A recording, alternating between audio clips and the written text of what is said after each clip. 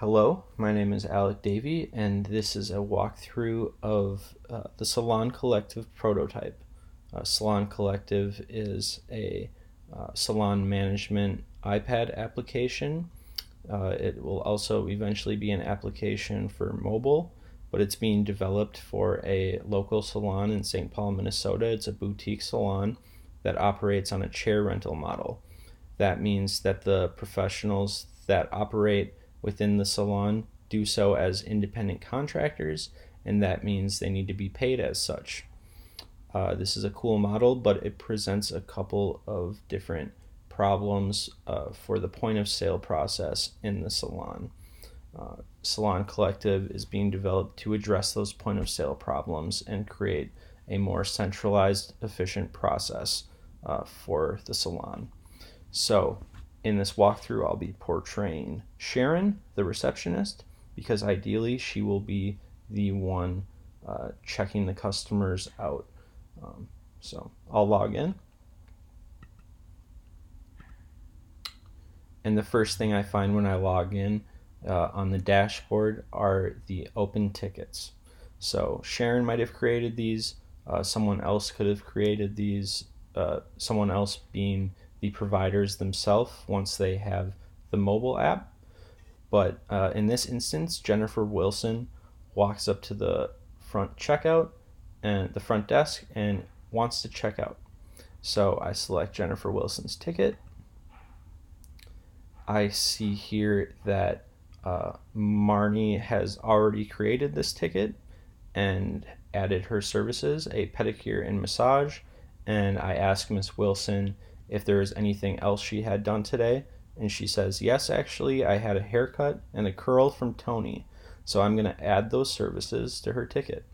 I go to select a provider, I find Tony, I see Tony's services, I select curl and haircut, and Tony has these services as part of his profile with his own prices attached to these services.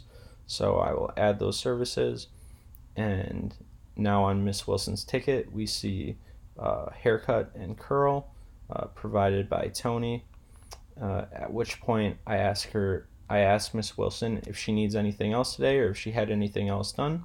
She doesn't need anything, or she hasn't had anything else done, but she is in the market for some smoothing spray. So I'm gonna add provider, at which point I'll select Petite Salon because they are the provider of the store's products, and each product has a unique SKU. And I find the BG smoothing spray. I'm going to add one quantity and confirm that item, which is now added to Miss Wilson's ticket. Now I will head to checkout because that's all Miss Wilson needs. And at this point, I will turn the iPad to Miss Wilson so she can review her charges, and if she feels so obliged, add gratuity to her providers. And she does want to do that. So she thinks Tony did a pretty good job. She's going to give him 10%. She thinks Marnie did a really great job, so she's going to give him 20%. And then at this point, she would pay. Now I do want to just add one thing that's really cool about this is the way the current process works at Petite Salon. This ticket would take 3 swipes from each different person or the salon itself throughout the entire process. And this way, this will just take 1 swipe. Additionally, one thing we learned talking to providers is a pain point was the tipping process with customers.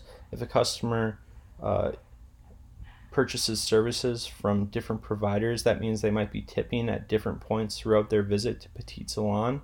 And additionally, they're typically tipping right in front of the provider. And not a lot of services work that way, and this service doesn't need to work that way either. So that's another part of the process that we wanted to centralize, or I definitely wanted to centralize in this application. So separating the tipping process from their relationship with the provider was really important to me. And now Jennifer will just go to pay. It'll ask her to swipe her card. She swipes her card, and she's given a couple different options for receipts. Um, that's all there is to this prototype walkthrough. I hope you enjoyed it, and have a good day.